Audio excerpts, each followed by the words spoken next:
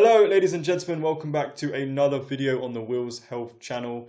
My name is Will, if you didn't already guess, and today we're going to talk a little bit about what I would do if I had to go back and heal my gut from the absolute start. I'm going to go over the kind of absolute first step that you need to be doing, and also the equation that I use and help others kind of use and utilize to heal their gut. And if you guys don't know who I am, again, my name is Will, as I mentioned before. Some of you might have seen me on TikTok, Instagram, whatever, but if you are new around here, then I struggled with IBS for many years, and I didn't really have much help from doctors, and a lot of the stuff online was overcomplicated, too much information, or not enough information on the right things. And the idea of this channel is to make IBS and gut health very simple. Break it down into visual things that people can understand, no complex jargon, and just really easy, practical stuff that makes sense to you. So you can go out there and apply this to your life. And that's it. Make it really simple. I will show up some before and after pictures of what I used to look like, I guess, to kind of qualify myself. So you feel like I know what I'm talking about a little bit, but I guess once I get talking, you'll feel like I know what I'm talking about. Or maybe not. Who knows? We'll see. But you guys can leave comments on that, I guess. So in terms of absolute first steps, let's make me smaller here. And the question I always ask my clients that I work with is, let's make a timeline. Wait, let me zoom in here. Let's make a timeline. Okay, so obviously you probably didn't have IBS when you were a child or when you were born, right? So what happened in your life to actually cause you to have IBS issues? I have some examples here, but usually people can relate to this. Like, oh yeah, when I was 18, I had H. pylori, and then I had antibiotics, and then now I had IBS kind of symptoms after that. Okay, great. Now we have a start. Or you could say I had a traumatic event at 19, and now I've had issues for the past couple of years. Other, examples of this is food poisoning. Again, you could have post-infectious IBS. A lot of people will go on holiday. A lot of people that tell me anyway, they go on holiday, they might eat something dodgy, or not even necessarily on holiday, but it is quite common when you go to foreign countries, but you might eat something dodgy, you come back and like, I've never really been the same since. My gut health has just been really bad, like really bad week of diarrhea or whatever, and it's never been the same. Or just, it could be not something necessarily specific. It could just be constant poor life, poor diet, constant use of, ibuprofen and aspirin, which can wear down the gut lining, toxin exposure like mold. There's many things that could happen, but what we're doing here is we're creating a timeline, because in order to get out of your current situation, you have to understand how you first got in that situation. And that makes it a lot easier to then reverse engineer it and work out what you need to prioritize first. Does that make sense? I'm asking you like you can answer me, but you can't, but I'm assuming it makes sense. So these are some like very common things that can kind of trigger issues. And again, just to remind you guys, IBS is very much a blanket statement term. There's many different things IBS could be caused by, and it's just general gut health issues. But these are some things that could be at play here. And a traumatic event is definitely underestimated as a cause. But what you can do is, if you are watching this video and you want some help, is you could start asking some of these questions to yourself. You can get a piece of paper, say, when did my symptoms start? What month was it? What year was it? And then start to figure out what happened in that month, and you can start thinking about some of these ideas. There are others, but these are the main ones. And then you can start thinking about, do these symptoms come in waves? Are they just constant? If they come in waves, that might more indicate there's a stress link or some sort of trigger there, some traumatic event there. When are symptoms worse? Getting a really good understanding of your body and a timeline of when things get worse, why it happened. Does it come in waves? Is it food related? Is it because I'm getting triggers from a traumatic event? Whatever it may be, would really help us then moving forward. I think that's the absolute first step. Now, if I did this when I was younger, if I listened to myself now and did this when I was younger, it would make the whole process easier. I also didn't know that these things actually caused some gut health issues. So I guess that would have been it as well. But if I listened to myself now, I would have been like, oh, I had so many antibiotics. That would make sense. I had that when I was like across my teenage years. That would make sense to why I'm now experiencing issues. Oh, I had this kind of event happened, and then I started getting symptoms. That would just make the whole process a lot easier, okay? So that's absolutely the first step. And if you can do that, then you're doing very well. Some people don't have a necessary event, but a lot of people say that. I start asking them questions and like, oh, I guess that happened. So think a little bit deeper. Don't do it, oh, nothing happened. It just came on randomly. Try to think a little bit deeper than that. So hopefully that makes sense. Now, in terms of the equation that I'm going to share with you, this is really important. All right. And I think in order to gain a good recovery from IBS, you need to do two things: physical gut healing, nervous system regulation. And if you do these two things, I think you would see significant, maybe even complete loss of your symptoms, like compared to where I'm at now, where I've done these two things. I'm still working on these two things because I think gut health journey is an ongoing process. But you would see significant improvements if you worked on these two things.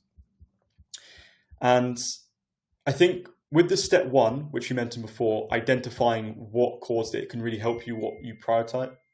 Sorry, I'm getting text. That's not very professional of me, is it? Let me turn that off. How dare they interrupt me? Right.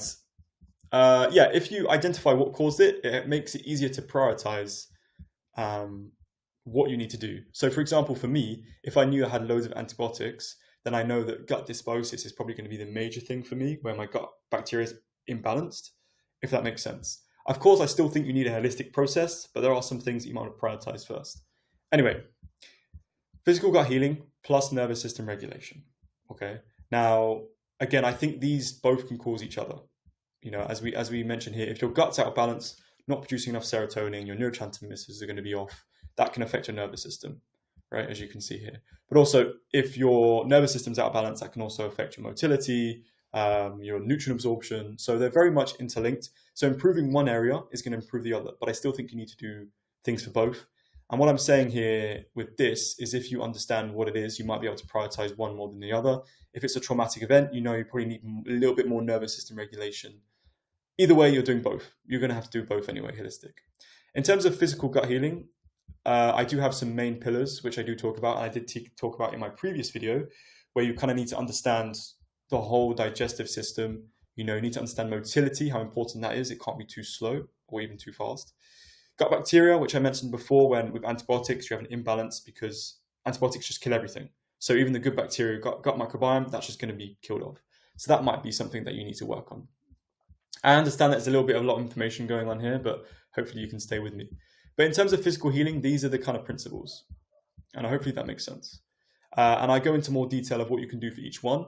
But you need to work on this. You need to work on improving your stomach acid. You know, you need to working on leaky gut, which a lot of people have, by healing and soothing the gut lining. So that's kind of like the physical stuff, right? Now, the nervous system, how long we got left? We're at 8 minutes. 8 minutes. I don't know how long I want to make the video. I was going to do a different video about the nervous system because there's quite a lot to go over, but I guess I'll briefly go over it. And if you guys want more on the nervous system, then just let me know and I can go into in more detail. But let's make it really simple. All right, let's have a look at this matrix that I've made here. Let me move my bloody face out of the way. You have, you might have heard of this before, but you have, oh, I didn't mean to do that. You have the parasympathetic nervous system, which is kind of like the relax and digest. And you have the sympathetic nervous system, which is kind of the fight or flight. And a lot of people are stuck in what we call fight or flight because they do too much sympathetic activation, I suppose. And that is not optimal for rest and digest. So if you're stuck in that fight or flight response, then your body's going to prioritize other activities and not prioritize digestion. It's going to be working on, when you're running away from a lion, you're in fight or flight, and you're going to be focusing on producing cortisol and adrenaline and pumping heart to other vital organs, not digestion. So if you're prioritizing this sympathetic activation with things like caffeine and HIIT workouts, alarms, high stress environment, a lot of music and overconsumption of sugar, which pretty much everyone does anyway, you can see with kind of like, let's do a seesaw here. If you have too much sympathetic activation, which you do. Let's say you do 8 sympathetic activation activities and you only do 2 parasympathetic activities like meditation and breathing, and obviously everyone breathes, but you know what I mean, like the actual conscious breathing and slow breathing and stuff.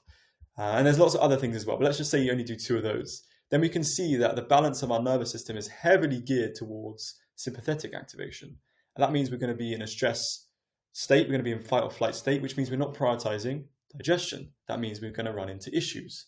There also could be issues, as again, when I mentioned traumatic event, you can also get something called trauma-induced dysregulation. As I mentioned here, this is what we would call dysregulation because we're overemphasizing the sympathetic activation. So traumatic events can also do that by just increasing your sympathetic activation by a lot and then just making it really hard for you to get into a parasympathetic state, which is our relaxed and digest state.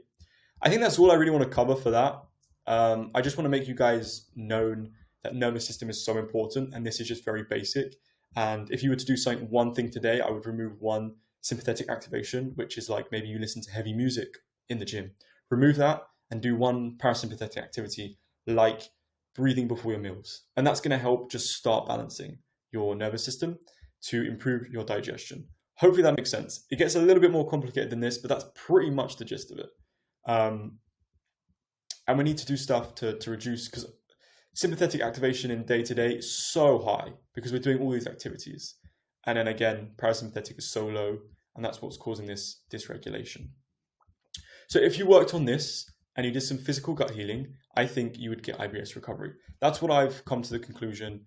If you combine these two elements together, you know, this with some supplements and diet stuff and I don't know, some lifestyle stuff like improve your sleeping and get outside, sunlight, grounding, that kind of stuff. Then if you just combine these two elements, that's what you need to do. Really simple. So step one, figure out how you got in this situation in the first place by answering those questions I mentioned earlier on in the video, and then just understand that it's gut healing, nervous system regulation. That's it. That's it. That's what you need to do. That's what you need to do.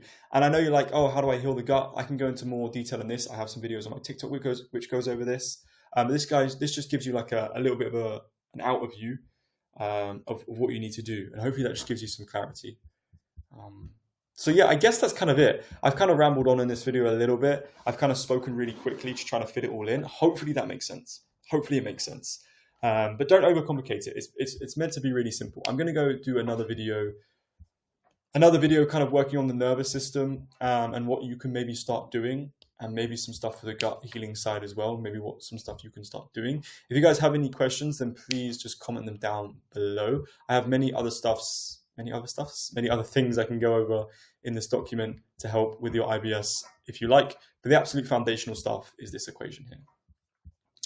Okay, cool. And I guess that's it. And I'll see you guys in the next video. If you guys want more support from myself, you want to learn how I can potentially help you, you want to get to A to B as fast as possible, then maybe I can help you do that. And there's a link in the description down below where you can watch a little free training video and see how I can potentially help you guys if you are interested and you like how I explain stuff, you resonate with my story.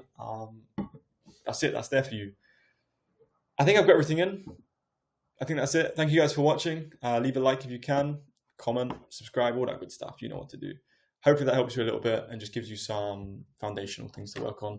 But yeah, I'll releasing more videos similar to this to explain some more practical stuff that you can be doing. But this, as the theory, is really good.